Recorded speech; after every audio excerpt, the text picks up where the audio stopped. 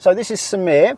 He has just failed his driving test less than a week ago in the UK, haven't you? You got 2 serious. Yes, 2 serious mistakes. One is for giving way to a car at a green light because you were worried that they were going to turn in front of you. Yes. And another one was when you turned right into a branch road. You were on the right side of the road, passing parked cars. The examiner thought you had time to get back to your side of the road before you made the right turn, but you didn't feel you did. No, I'm not make it because I'm not have place. You don't have space. You have enough space to get over, did you? And I mistake. So we'll find out. We'll give him a mock test and see how he does. He's done 20 hours practice in this country, and you did drive for a bit in Romania, didn't you? Yes, but that was a bit naughty because you didn't have a license. No, you got caught, and you got a 5-year ban. Yes. Before you had a license. Yes, correctly. But that's a while ago now, isn't it? Yeah, so he's trying to get his license in Great Britain. I'm going to go and get your examiner. Before I do, I'll just tell you, I mark these mock tests based on the harshest examples I've seen. So I've seen many real tests, I've sat in on many real tests. Not all examiners are exactly the same. Yeah. So to err on the side of the caution and play it safe, if it's possible that it could be a serious, yes, I'll mark it as a serious. If it's possible it will be a driving fault, I'll mark it. But it doesn't necessarily mean it will definitely be a fault. Okay. And also I'll treat you just like you are a pupil and I'll act just like an examiner, but I won't allow you to damage the car. So if you go to hit the curb, I'll push you away. Or if you do something that could harm the car or grind the gears or something, I will stop that from happening. Or if you're riding the clutch continuously. On the real test, they would let you damage this car as long as you're not damaging somebody else's property. Okay. But I won't let that happen. So I'll go and get your examiner. Okay. Ooh.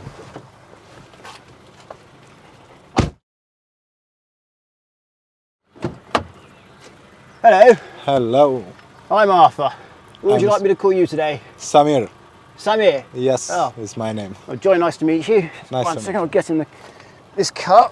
Oh, yes. Right. So, would you like me to tell you about the test? Yes, I know properly you know everything, but you can tell me you want it. Okay.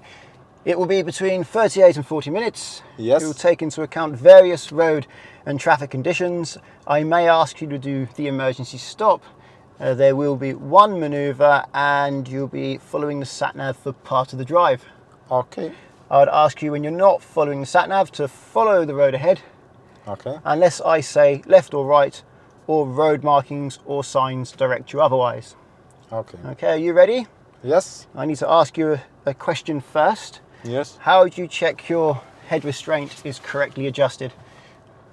I'm putting the head back like this and I see the position. I need to stay relaxed.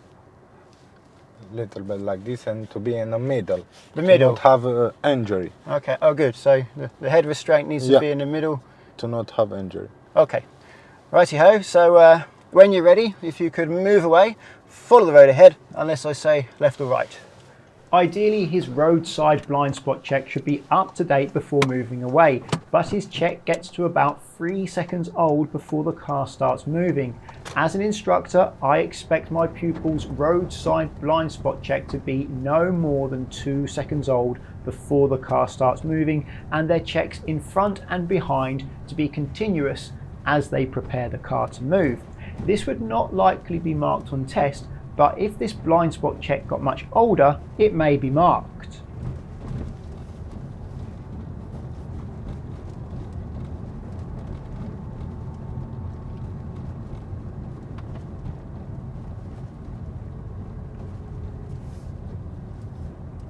Next road on the left. Check out the way he crosses both his arms around the steering wheel on this left turn and how this slows his steering down as he has to reposition his arms to continue steering the wheel. Therefore, he ends up in the middle of the road after the turn. As there is nothing coming, this would be a minor mark for control steering. If there was something coming, this would be a serious or possibly even a dangerous mark. Crossing your arms when steering won't be a mark on the driving test in Great Britain, but it will be if it causes you to have a bad position or poor control of the car.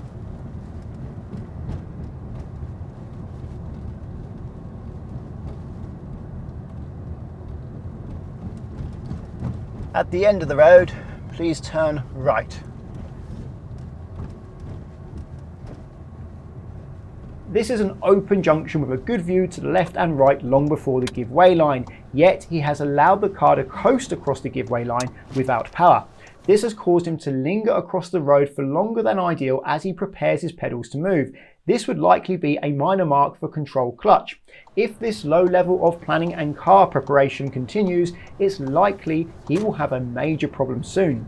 He should fully prepare the car and observe before crossing the give way line. And if you can pull up at the side of the road 1 car length before the white car. Don't worry about the driveways on this occasion. There is a car behind us and he doesn't indicate to stop at the side of the road. This would likely be a minor mark for signals necessary. However, it could be a serious mark if his lack of signal caused obvious confusion to following traffic. Okay. Would you mind when it's safe just getting slightly closer to the car, please? I just want to be 1 car length. This is slightly more. I'll tell you when to stop. This is for the angle start. Stop there, that'll do. Thank you. All right, so move away when you're ready, please.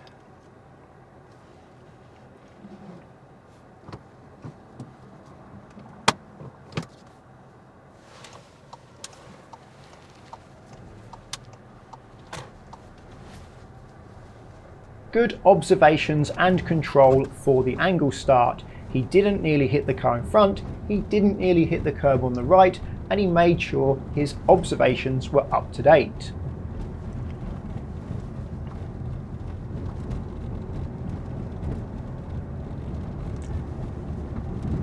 Next road, sorry, not this one. Now the next road on the left.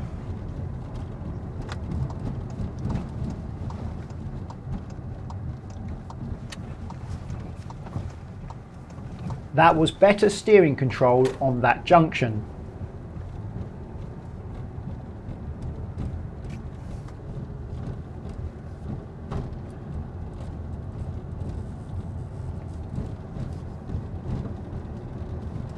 He steers the car suddenly to the left here without checking his centre and left mirror first. This would likely be a minor mark for mirrors change direction.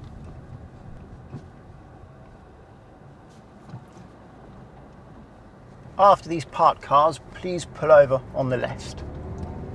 Just here, please.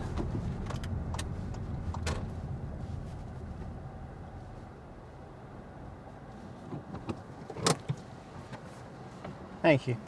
I'm now going to ask you to follow the sat-nav. Okay.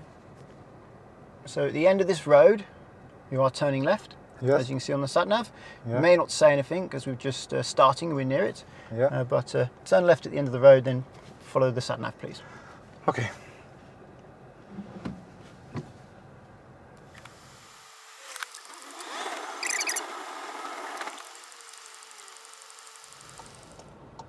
He takes a while to notice the car on his right is giving way and then moves away suddenly. In 100 yards, at the roundabout, take the first exit onto Abbott's Road.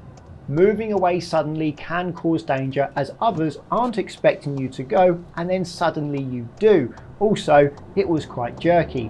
This would likely be a minor mark for control accelerator.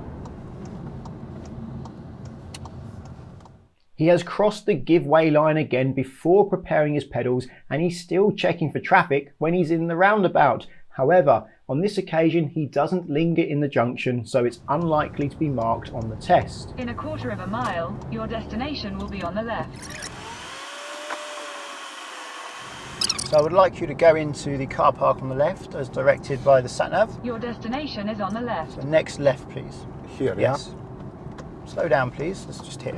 I shouldn't tell him to slow down, but I will give him the benefit of the doubt that he couldn't see it. And be careful in the car park. yeah. Yeah. And we'll continue now to the end of the car park, just round this left bend. And I'd like you to reverse into one of these bays on your right, please. Here? Yes, reverse. Okay.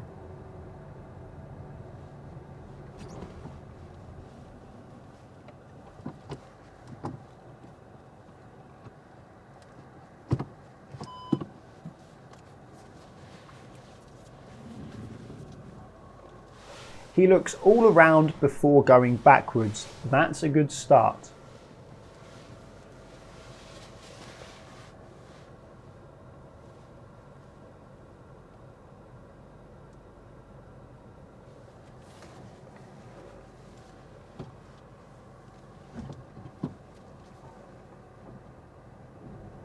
I'm about to ask him if he has finished the manoeuvre. This is not a clue that he isn't within the lines. I just want to know if he needs more time. You finished? I'm not see the line in the mirror. As the car is secure, he could open the door if he wanted to check.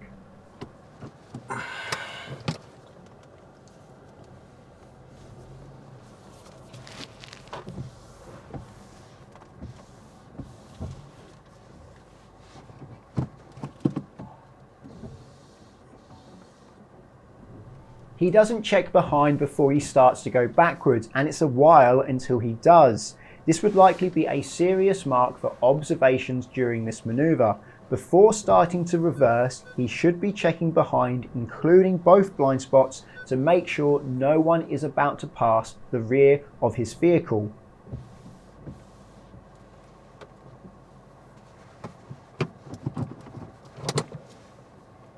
Yes. Okay. I'll just check. Thank you. Are you feeling a little bit nervous? Yes. Just I have a little bit emotion. try and calm down. Yes. Drive as you normally drive. It's easy to tell. Yeah? Yeah.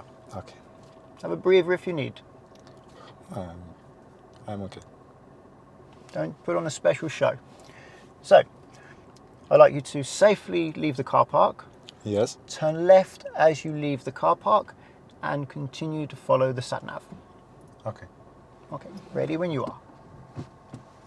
He didn't get it between the lines on the first go backwards, but he did on the second go, so that's fine. However, he would have likely failed the driving test by now due to his lack of observations before he started reversing. It's unlikely you will pass the driving test in Great Britain if you start to reverse the car before you have checks behind, including both blind spots.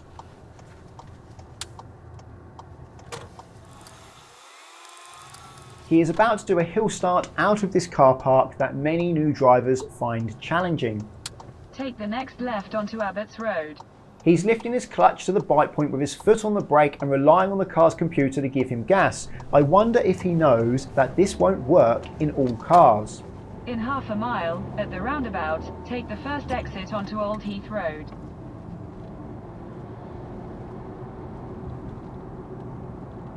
What would you normally be doing today?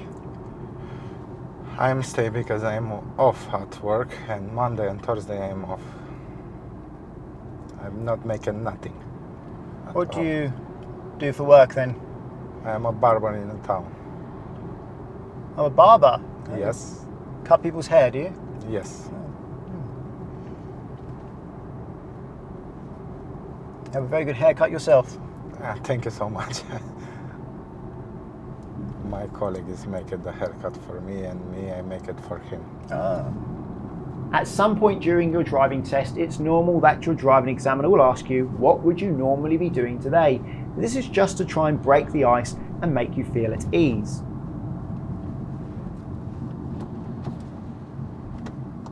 He slows down enough as he approaches this mini roundabout to make sure it's safe before he continues, but then he stays too much to the left as he approaches this parked car, making it hard for him to go through the gap between this parked car and the oncoming vehicles.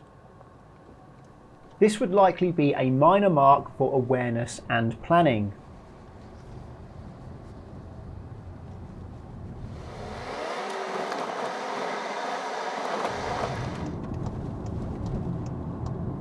He checks his mirrors, signals, and slows down appropriately towards this mini roundabout, but he gets this far into the mini roundabout until there is power to the wheels. He is coasting well into junctions, which means power may not be available when he needs it. This would likely be another minor mark for control clutch. In a quarter of a mile, at the roundabout, take the first exit onto Haven Road.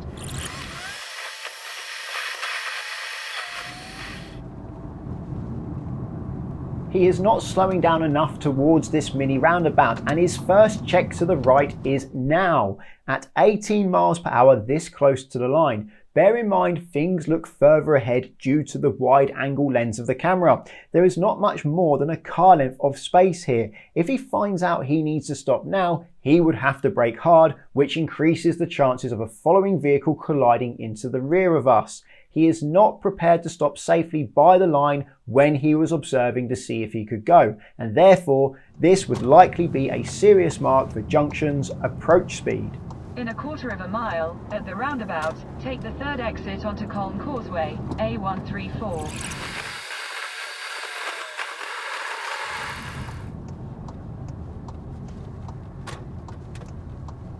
Samir approaches this roundabout at a safe speed and makes a safe decision to go. There was no risk of braking hard here.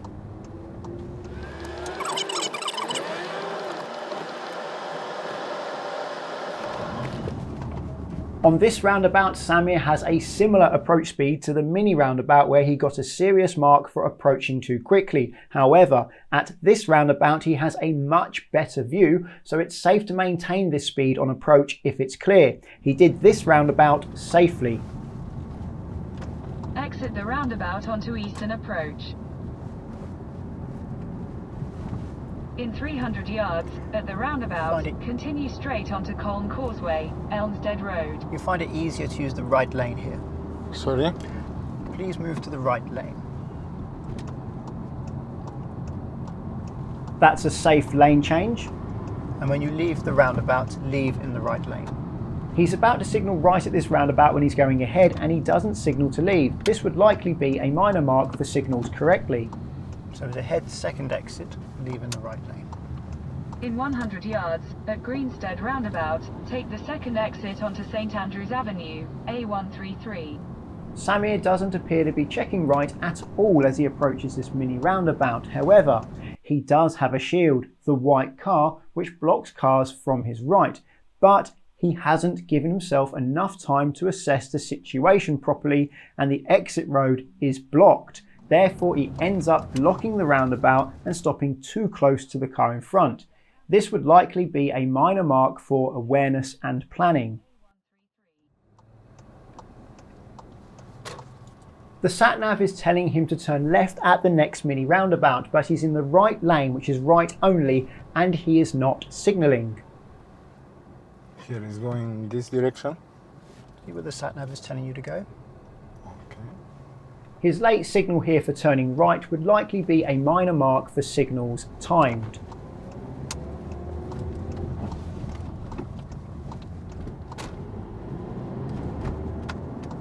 In a quarter of a mile, slight right towards Clingo Hill, A133. His rate of acceleration here means that I'm judging he would likely be close to 40 miles an hour before he reaches the speed limit change, and currently the speed limit is 30. To prevent him exceeding the limit by an amount that may get us in trouble, because I'm going to be posting this video online, I used a dual control brake to prevent this from happening. However, on a real test, the examiner would not likely intervene in this situation as we are near the speed limit change, but he would get either a serious mark or a minor mark for use of speed. It would depend on how much he actually went over the speed limits before the sign, but we will never know. I'll just slow you down here because you're going over the speed limit. It's not 50 yet.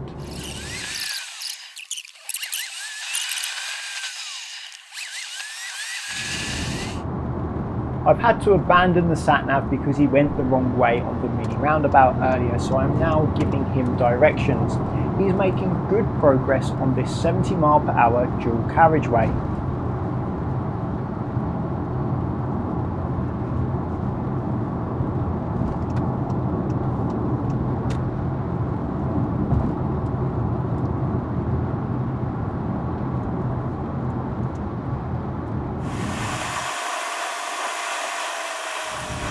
Next road on the left, please. He slows down to a safe speed towards this junction, but he coasts unnecessarily for too long.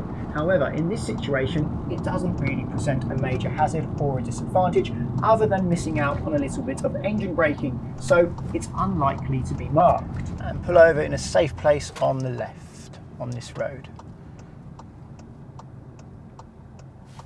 No closer, please. No, it's not close. Thank you. Move away when you're ready, please.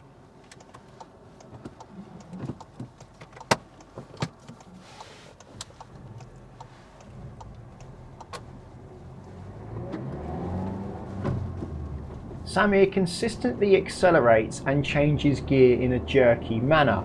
However, I don't think it's quite bad enough to get a mark on the driving test.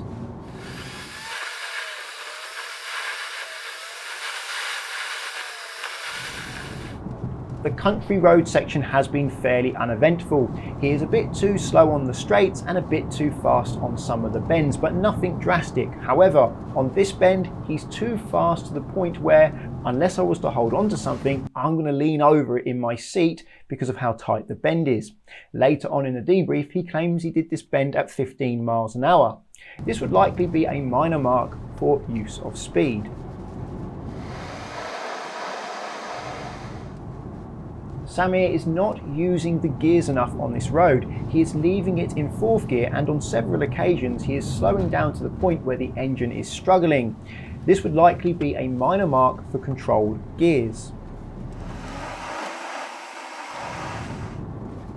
Whilst it's okay to let the engine get to its minimum revs in 1st and 2nd gear, most cars, including this one, will struggle in higher gears at such low revs. Here is another example of going too slow in 4th gear. This doesn't come across on camera, and unless it's extreme, the camera misses a lot of what it feels like in the car. But the car did struggle on that bend.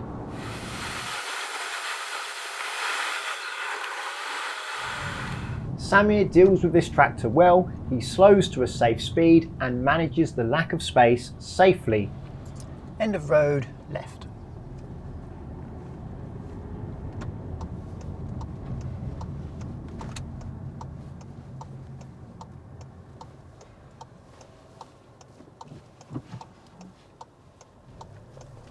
Samir decides to go when this pickup truck is near the junction travelling at speed on this 60-mile-per-hour road.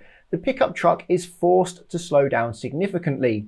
Later on in the debrief, Samir claimed he had time, but he has made the pickup truck slow down a serious amount, which means this would almost certainly be a serious mark for observations at junctions. His actions are not too far off a dangerous mark.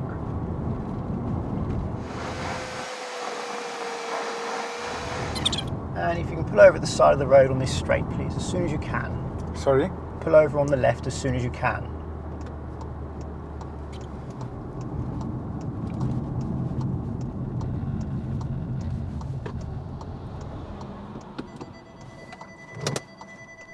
The parking sensors are going off because we are close to the long grass. Okay, I'm going to ask you to do the emergency stop. Yes. Only do the stop if I put my hand out and say stop. Okay. You may see me look behind to make sure it's safe before I ask you to do the stop. Okay. Move away when you're ready and drive normally until I tell you to stop. Okay.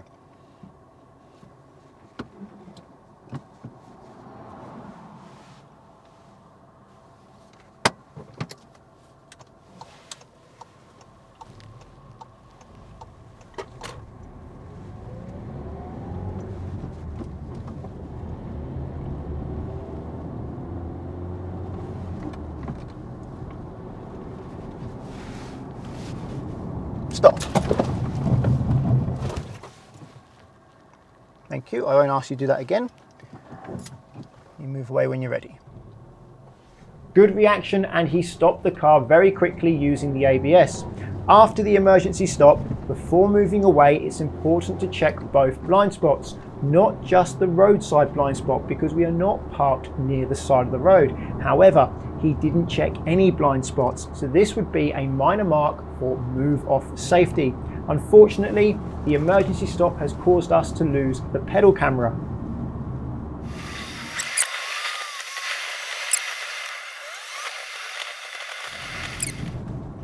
Next road on the left. We can't see his clutch foot, but we can see his clutch leg. He presses the clutch down now. The pedal is still down. It's still down. And now he lifts it. He was easily fast enough to keep the clutch up in second gear the entire time. Coasting in this situation at this speed and for this long is not serious, but it would be a minor mark for control clutch. After the black car, please stop at the side of the road. After this one, yeah? Yes. Don't worry about the driveways. He'll be fine.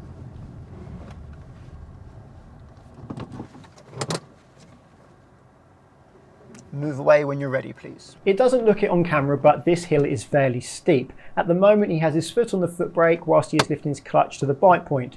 The car's computer has had to prevent a stall. He rolls back a tiny bit, but not enough to be marked on test. I'm wondering if he understands that not all cars will help him up this hill, that in some cars he will have to manually add gas to prevent a stall. Does he know how to do a handbrake start?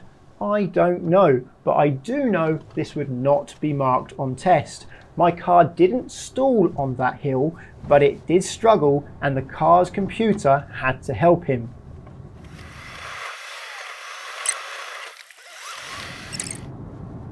Can you show me how to open and close your side window? The window, yeah? Yeah. Thank you. Only yours will be fine, that's all.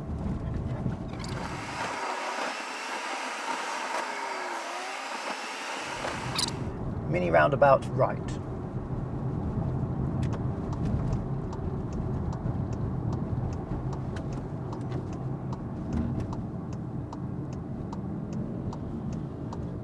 He slows down as he coasts all the way through this junction, and he doesn't lift the clutch up again until he's on the speed bump, by which time he has slowed down to a near stop of 4 miles per hour. Granted, he wants to be slower for the speed bump, but it's better to have power available so that he doesn't slow down too much. The problem with coasting through junctions is that you don't have power available when it's needed. It takes time to lift the clutch up smoothly, so it's better to lift the clutch up as you're slowing down, approaching the junction if that's possible. If the junction requires you to go so slow that you can't keep the clutch up, fair enough, but then you're very slow, so it doesn't matter as much. As he has been consistently coasting throughout junctions throughout this whole test, by now this would likely be a serious mark for control clutch.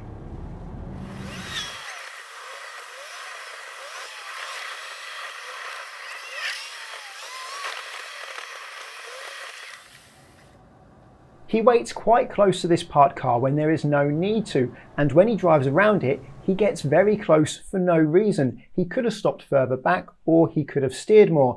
As he is so close without need, this would likely be a minor mark for clearance to obstructions.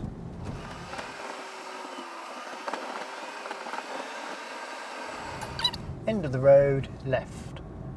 At the next junction, Samir stalls the car due to a lack of gas. This would likely be a minor mark for controlled gas. His method of moving the car is to lift the clutch up without pressing the gas pedal. This makes the car struggle. It vibrates, and then when it eventually gets rolling, he usually accelerates fairly quickly up to nearly 20 miles an hour in first gear, although this time he accelerates a bit more gently. It's not very smooth, and it makes me worried that the car's going to stall every time he moves away. And Manning tree on the sign. Sorry? Manning tree on the sign. Money. Go right at the mini roundabout, please. Here, yeah? This is Samir's first check at this mini roundabout. At 15 miles an hour, this close to the give-way line. If he needs to stop by the line, he would have to do close to an emergency stop. If he brakes more gently, we will be in the junction. Later on in the debrief, he tells me he checked before entering this roundabout, and he is right. He did check, but deciding this late at this speed is not safe. He was struggling to understand my direction, but that's not an excuse for approaching the junction in a way that risks hard braking. Even if he doesn't know which way he is going, he should still slow down. This would certainly be a serious mark for observations at junctions, but he already has one of those and he can't get 2. With me it is a problem because I don't know to reading.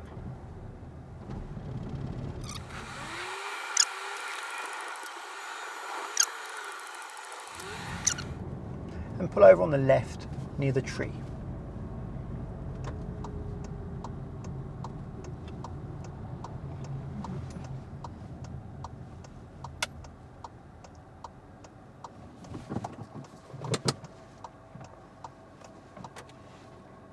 Okay, that's the end of the test. Okay, unfortunately you haven't succeeded this time. Okay, I'll get Richard to give you the debrief. Okay? Yes. So you've seen the result of the test because you've watched the commentary through the test. I've just had a moment to collect my thoughts and I've made a note of the main faults with Samir's driving and the main faults on that test route. Firstly, I'm just going to say, overall, I think it's an attitude problem more than a driving skill problem. I don't feel very comfortable sitting here. I feel like I have to be on high alert throughout that test to make sure we're safe. I'm thinking about what's behind, what's coming from the sides. Of course, I'm always thinking that, but on that test, I was particularly on high alert, thinking I may have to react soon. Very real chance of me having to react to keep us safe there. And I'll explain why now. In part, that's due to your erratic way you drive. You're quite harsh with the way you move away. You're harsh with the brake, and when you steer, you're a bit harsh sometimes. So not quite knowing what you're going to do next sometimes, or how hard you're going to brake, or how quickly you're going to go into something. So I have to be really ready. Yep. I'm not used to feeling like that when I'm giving someone a mock test. I'll go over very quickly because I don't want this to be too long. So the way you use the steering wheel, you move your hand right the way around like this, Yeah. which is a problem because when you're trying to turn, you don't always turn as much as you want to, particularly when you're turning left and you end up going a bit further out than we should. And it's not because you can't judge your steering. I can see you want to turn more, but your hand kind of runs out of travel. So you need to try and make sure you can continue turning that wheel for as long as you need to. Instead of your hand having run out of travel and then you have to reposition yourself to add some more steer a bit late. You can cross your arms a bit. Ideally, it's better to reduce that if you can, because if you've got a watch on and that airbag goes off, that's going to hit you in the face and that's going to really hurt. It comes out 120 miles an hour, that airbag. So if you keep your left hand on the left side and your right hand on the right side, that is better. But for the driving test, they're not concerned with that. They're concerned, can you turn that wheel sufficiently to make the turn that you need to make? And you weren't always quite doing that. Coasting at junctions, I would say this would be a serious mark because you are coasting often across the give way line into a junction using the momentum of the car and then preparing your gas and your clutch afterwards to then have power. So when you decide to go at a junction, you don't actually have the car under power and accelerating. Sometimes you're still slowing down into the junction and then you get going halfway through the junction. And there was one occasion on Egret Crescent where I should have turned left, so sharp left turn then down a hill, and you coasted into that turn. You coasted quite a long way down that hill again with your clutch down. Therefore, you're not using the engine as a brake, you're just using the foot brake. I don't think that's enough to well, it's definitely not going to overheat the brakes. You're not going nowhere near quick enough or for as long enough, but it shows me that generally you're happy to hold the clutch down and continue driving even when you're fast enough to have that clutch up. If you were really slow and you needed the clutch down, fair enough, but you could have easily had the clutch up there, but you left it down for quite some time and just using the brake. But mostly that serious for coasting comes from the junctions, because that's where it's a safety issue, because you don't have power when you're going to need it. I took the wheel when you got near the curb. I'm not going to mark that, because if I didn't take the wheel, I'm not 100% sure you would have hit it. You weren't coming in really sharp, weren't like, that's definitely going to be a hit. You're starting to get to the point where I think we might possibly scrape up against that soon. I'm not going to wait to find out, I'll just push you away. Yes. So if it was a real test, they would wait to find out, but I'm not going to take the risk. But as I wasn't certain, I'm not going to mark that. But I am going to protect my wheels and my tyres. Yes. You pulled out in front of a car, which was a serious. So after the country road, you're turning left. This is before the emergency stop. There's a car coming from your right. You can see that car, I can see that car, and you pulled out. That is a serious error because of how much you made that car brake. They had to practically half their speed so that you can go into the back of you. Do you remember? Yes, And I had to put my hand up and say, sorry. The white car, but I have enough time. No, to, you did not have time. speed. You had time if they slowed down. And they had to slow down a lot. Now, if they would have had to slam the brakes on hard and it would be dangerous, I would have used the dual control and not let you pull out. Yeah. But I could see it's not dangerous, but it is serious. That's a serious mark. If you made them slow down just a little bit, Yeah, in fact, I know. then it would be a minor mark. Yeah. Or if it was so small that you barely can see it, then it wouldn't be a mark at all. But that was definitely, that's a 60 road. That van, it was a truck, a pickup truck from memory, coming at speed, and they had to knock their speed down significantly, probably down to about 25, 30. So that's not far off getting dangerous, if I'm honest. If he was much closer, I would have used the brake. On the country road, you need to use the gears. You're staying in fourth gear pretty much the whole way from memory, but I do remember quite a few bends where the car is struggling in fourth gear because you're too slow for fourth. So on the bend, you need to change down a gear. On the straight, speed up and go up a gear. Yeah. On some of the straights, you could have gone faster. And on one bend in particular, you should have slowed down because you went a bit quick round that bend. It's quite a sharp 90-degree bend. And you sort of leant me over quite a bit to the side. And if someone's coming the other way, the left. Yeah. So that was worrying me a little bit there, especially I'm not sure, how well are you going to do this turn? So I'm thinking, is anyone coming here, or do I need to tell you to slow down? Because I don't know if you're going to go around that bend slightly in the middle of the road or stay on your half of the road. Yeah. All I know is that at your speed, I'm not going to have time to deal with this. So I could see there's no one coming, so I thought I'd just leave you to it. And you did go around there. From memory, it was quite wide, and you sort of lent me over. That was too fast. I have time to brake and to reduce the speed, but anyway, I'm thinking I take the left with 15 miles per hour. Maybe at the end of it, but it won't be. You'll see it on camera. The way I leant there, that's definitely more than 15. As you started to turn, that was quite quick. That was not 15 miles an hour. Yeah, I wasn't looking at the speedo at that point. The last one I'm going to mention, and I'm going to give him some help after this video. The last one I'm going to mention is the mini roundabout. I asked you to go towards Manningtree on the sign. Now you said you can't read, obviously because this is not your first language, is it? No. So you're struggling to read Manningtree, you may be struggling to hear what I'm saying. I'm not reading nothing in English. Me, when I'm texting you, I'm using the Google, and sometimes I know is reading wrong. Okay. Well, regardless that you can't read the sign, you should notice it's a mini roundabout, and you should have slowed down for that mini roundabout. Yeah.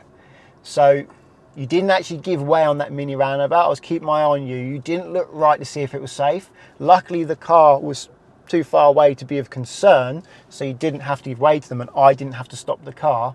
But even though you can't read the sign to Manningtree, it's your responsibility to know that's a mini roundabout.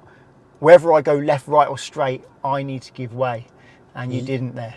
Yeah, but what? Because it's not a car in a roundabout. You didn't look. I look. We'll see. I look in the roundabout because it is Camera here, doesn't lie. I know, and you have a good view. I might be wrong. We will see. I may look be wrong. for this. I'm not stopped because I'm seeing not car 30 meters, not car in the back, not car in the front. Okay. Where is the pointless to stop the car? Because I'm not have a mark like a stop it to make a stop and after turn around. It is free. I can go.